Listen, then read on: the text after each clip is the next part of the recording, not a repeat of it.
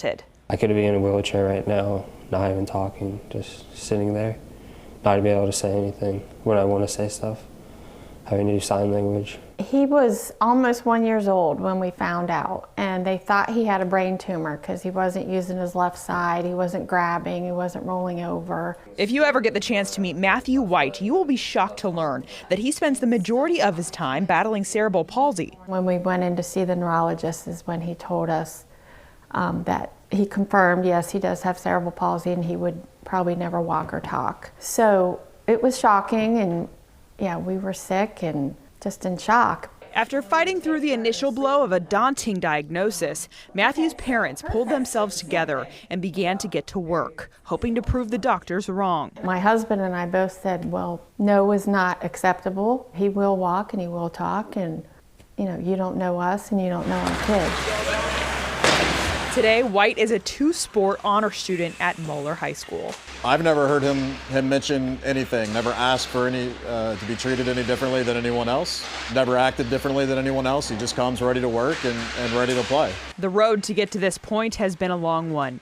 He battled a seizure disorder as a young boy and managed to walk on his own by 5 years old. Now at 15, he is still walking this bumpy road every single day.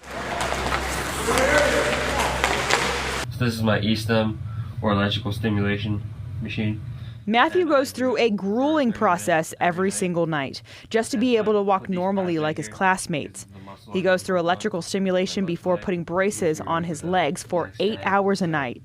It's clear that nothing Matthew does is easy. He knows he has to try twice as hard as the other kid just to get to where everybody else is. Matthew now aims to become a doctor in hopes of giving back by helping other families just like his own.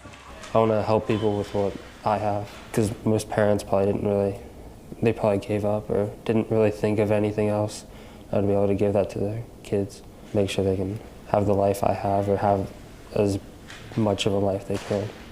You set your mind to do something, you do it. There's no excuse. And I hope other people realize that too. Just if you're not feeling that great or you think you're having a bad day, just go out and do something. I mean, just look at Matthew, and he could have turned it in a long time ago, and he didn't.